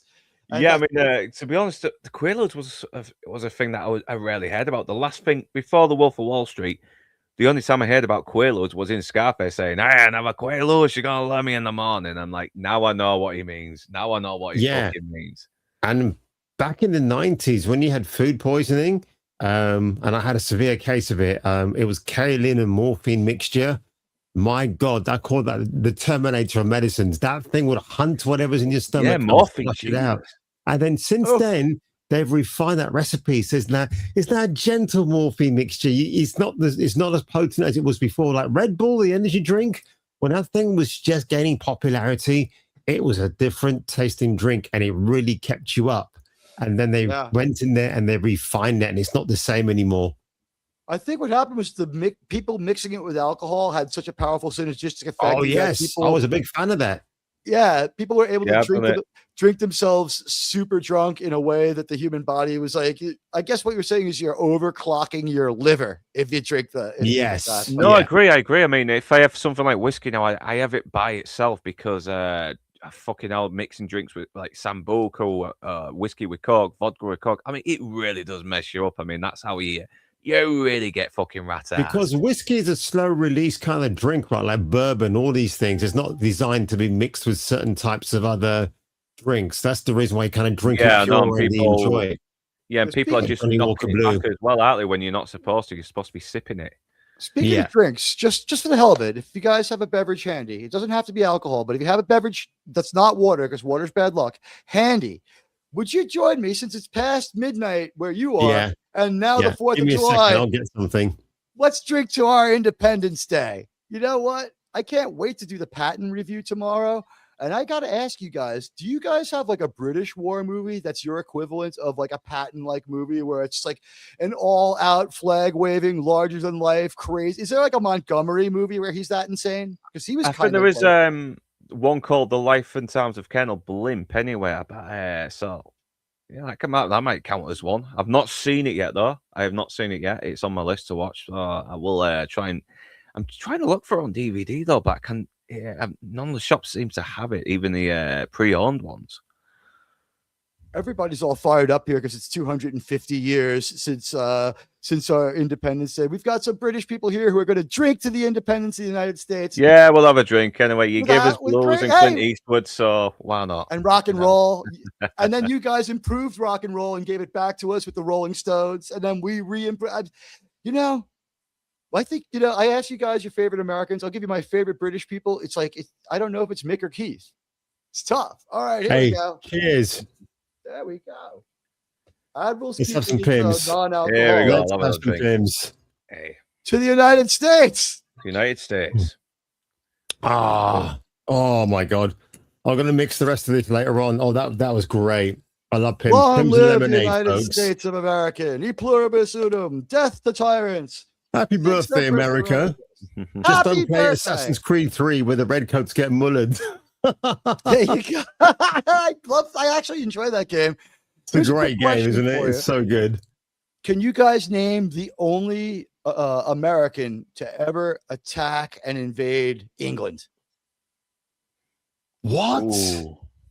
It happened once during the American War for Independence. Because remember, we keep calling it a revolution over here. I don't know what you guys call it, Treason Day, whatever. But there's no revolution because we don't topple Parliament or the king. It's still doing good 250 years later.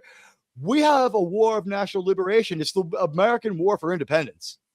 Revolution, Al Pacino. Good movie. That is Lasted a good on movie. this release, but it's a good film. Donald Sutherland's portrayal of the evil British guy who's just being an asshole to everybody is probably the difference maker.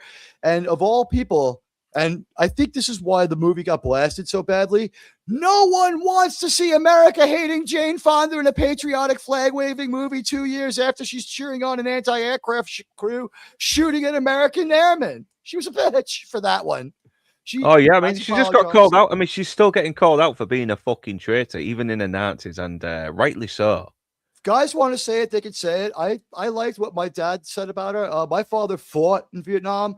Here's the story. I'm adopted, right? So this was not quite my dad. It was my father, right? I met him when I was older, but I was like, how do you feel about Jane Fonda? And he's like, I don't want to talk about Vietnam at all. I'm like, it's kind of the only reason I'm here. Like, it's your excuse for why, you had to put me up for adoption. I think you should probably tell me about it. And he thought about it for a minute, and then he shared a few things with me, and I think it made him feel better. One of the things I think I would share with everyone is it was like, do things he didn't want to do or let his buddies die was one of his motivating factors. Like, he couldn't let his buddies get hurt was going on more than I hate these other guys so much. But I asked him what he thought of Jane Fonda, and he said, you know what? We had pictures of her. We thought she was hot. We knew about all that stuff. Nobody cared because, she's just some chick. We were like fighting for her right to say it. We didn't like it, and she's an asshole for thinking it. But I mean, I'll go see her movie to this day without any problems because she can act and she's hot. So I was kind of proud of my father's ability to shake it off. It's like separate the art from the artist. And for a guy who was in war, the one movie I saw with him was The Last Duel. And during that brutal part of it where they're actually showing the fighting, which should have been threaded through the movie a lot more, which and would have made it a much better movie. He was really into the fighting, so he wasn't too damaged from it. But as far as the weirdest he goes, this came to me before. I didn't say it, but I can say it now. It comes to me that I could sum up when Christopher Nolan goes wrong with 3 straight puns that all relate to each other. Great Scott, more Tony, less Ridley. When he's at his best, it's kind of a tight, good action movie like we get in 2 of the Batman movies. And then that last Batman movie is kind of disorganized. And we love Bane because he's fun, but the movie's kind of crazy, weird, and whatever. Big performance. Yeah, it does kind of.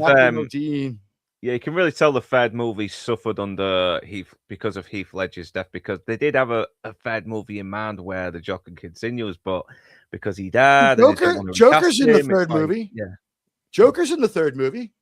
No, he's not in the third movie. No, he's not. Yes, wait. Did you guys not see Matthew Modine walking down the street with his gun, dressed in the police uniform? Oh yeah. That is the Joker. That is my Joker's in the movie, guys.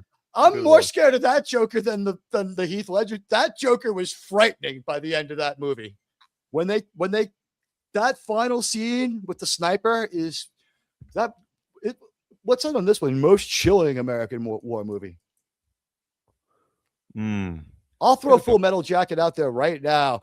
That ending where they're singing a child song as they walk away from a scene of tremendous devastation and death. That was crazy. And the scariest part of that movie when it came out was, oh my God, they're home now. Okay. I went on to 2 of your questions. So favorite Rolling Stone is Keith Richards. Good old Keith. Go for more it. than Mick Jagger. Yes. And I would say maybe, Chilling. Wow. Would I call it Chilling? Yeah, it comes to mind. Hamburger Hill. Because the Americans didn't actually win. That was my father's favorite movie. There's so many people in that film. Giancarlo Esposito's in there. Yeah. Danny Glover, is he in there? No, he's not in that one. But not Danny you're Glover. Thinking of Black Corey. 21. Corey. I was thinking of Corey Glover from Platoon. The other I had my Glovers crossed. Yeah, that movie is pretty good. I think the best scene in that one is when he's staring into space, frozen with his like food, and like he takes a bite, and then he just continues to stare into space. And Yeah. there's no CGI. They fly a bunch of F4s over the mountain behind him and blow the whole top off of it. There's no doing that twice. He doesn't even flinch. So what you're describing there is exactly almost like a horror movie. I mean, you could say Apocalypse Now is another horrifying war movie, but that's just a different vehicle altogether. I mean, it's based on such a weird book to make into a war movie. Yeah. It was Does so Jacob's weird. Ladder kind of count as a horrifying war movie because it's basically about a guy dying, isn't it, in Vietnam? That's a good choice. That's it. Yeah, he's like a zombie. Not the remake, the original. It introduces that actor to immediate fame, and he becomes a problem right away. But hey, you know what? It's a good movie, and so is Bull Durham. Yeah, I mean, it's one movie I've only watched once, but Jesus Christ, it has not fucking left me. It is. Christ, I mean, that fucking ending, I was like, wait a minute, what the fuck happened here? I mean, we just seen him and he was dying all along. He's been dead all along. What the fuck, man? This is and you've got the late great Elizabeth Pena in it as well. God rest her soul. Yeah. Oh yeah. Oh yeah. Jesus He was Christ, a fox back in the day, man. Holy shit, she was a fox. All right, so we're getting close to the end. I want to thank you guys. I know it's like 7:30 in the morning in England, or at least in like some part of Europe. No, it's nearly one. It's nearly one. So it's nearly one. Yeah, like the Charles Bronson film. Guys, I hope, but we'll have a lot of the audience take a look at this. It's very approachable length. So why don't you tell everybody just like what you're up to now, plug your channels, let them know what's going on, and tell them what we all do on Sunday. Let's start with, go ahead, Kung Fu.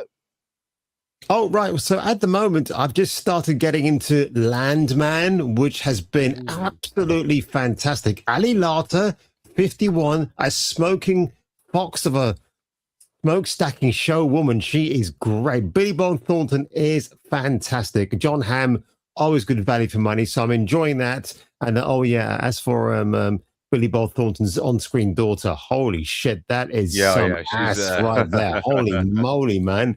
But she's 30, so you don't have to feel bad. Exactly. God, Jesus Christ, she's something else. But Ainsley is really cute. Yeah. So for those of you who haven't seen my channel, which is surprisingly called Kung Fu Hot Dog, I released a Christopher Nolan video today on the Otter DEIC movie, as I like to call it. And thank you very much, Teague. Yesterday I did a tribute to the YMCA frontman Victor Willis, which is one of the most fun videos I've ever done. I've dropped some other videos this week. They've all done very well in terms of views and people going in and seeing them. So thank you very much for those who watched them. And I don't know what I'm releasing over the weekend. That's the mystery because, like Toya said, it's a mystery. Oh, it's a mystery. And then on Sunday, I return like the fool I am for Miami Vice. And with these two fine gentlemen here talking about the next episode. All right. Now, next up is Northern English Bastard. He is like anything but a bastard. The nicest guy, the best host. He will deliver you a tight, amazingly paced Miami Vice review where we get everything, including like the design of their shoes and a great rating per episode. And we go pretty deep into the lore. And I think we're going to be well set up for when this movie comes out. Hoping for a great movie. What are you up to, Northern? Tell all my friends about you. Yeah, well, Sunday I will be me and Admiral Teague and Kung Fu Hot Dog will be talking the Miami Vice episode Made for Each Other, which revolves around Switek and Zito teaming up with Izzy and Nuggy, and it's definitely a candy episode. But I'll be really surprised if Admiral T gets a load of great information into this as well. But we'll see anyway. So yeah, and obviously going to try and do a re-review on Obsession after watching it for a second time because, there was a lot of stuff I want to fucking talk about. And hopefully some of you poor bastards will probably get a chance to hear me drone on about it. And on Friday, Bastards Breakdowns, The Death of Stalin with Emperor Goodwin and anyone else that wants to jump on. So we'll see. Good movie. So, yeah, that's a good movie. Really fucking great movie. That is surprisingly accurate on the whole actual story of Stalin's death and everyone trying to dive They for the control. comically hit all the historically beats relatively correctly. Yeah, There's I mean, no just kind reverence of, I for mean, what they kind of happened. abridged it, didn't they, to just like a few weeks when in real life it happened in the I think it dragged out for 5 a or few 6 months. years. Yeah, but I thought my favorite part of that movie is I had forgotten that he's in The Patriot and other movies, but when Captain Lorca from Star Trek Discovery walks in, and he's actually and he's actually a good actor. As what was he? Is it Jason Isaacs? Yeah, it's Jason Isaacs. I'm just trying to remember who he played.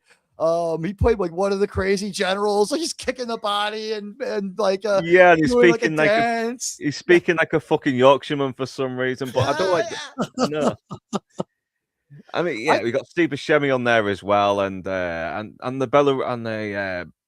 Belarius character is actually very accurate as well. He was really like that, and I like the fact say Miami Vice veteran Steve Buscemi.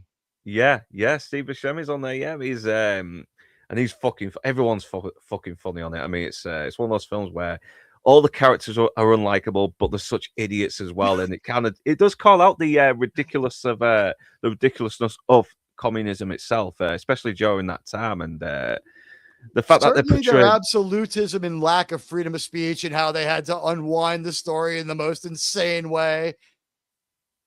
It is, yeah, it is. I mean, it's for some reason for something that's played to comic effect, it gets a lot right, and Armando Iannucci really did a good job on it as well. And having Stalin talk like a Cockney gangster makes sense because he was a mobster, and he was kind of a mobster in real life. He was a train robber and everything. It was a criminal. Bob Hoskins? Was it a quick? No, it's not. No, that's Enemy at the Gates, isn't it? Yeah, that's another underrated movie. There's some problems with it, but it's good. Oh yeah. Bob Hoskins had died long before this movie came out. Sadly, rest in peace. That's why we have to make over Colin Ferguson to look just like him for the Penguin. Yeah, definitely. Colin Farrell, sorry. Colin Farrell, yeah.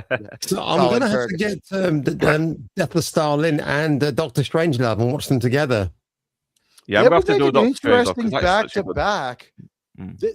There's some things about both of those movies that interrelate. I mean, the Cold War theme and the level of ludicrousness, that would probably be a good double feature. All right, guys, you know what? If you're coming through later, your likes still count. We love you all. Have a safe 4th of July. Please don't blow your fingers off, you idiots. You're going to need all of them. The 250th anniversary only comes once, but like all 10 fingers, that's like the rest of your life thing. Not everyone's going to get lucky like the guy from Black Sabbath and have the fingers getting messed up become like a money-making, millionaire-making thing. You don't want to like roll the dice like that. So be careful. Have a good time. Hopefully you'll listen to this on video on demand. Subscribe to my guests. They're great YouTubers. And I'll see everyone tomorrow for our review of a movie you've been hearing about for a long time here. We'll finally review it. It's Patton. All right, guys. We love you all. And I'll see you guys tomorrow night at 9:30. I think what should we end with tonight? I think let's end with the worst of New Trek compilation. But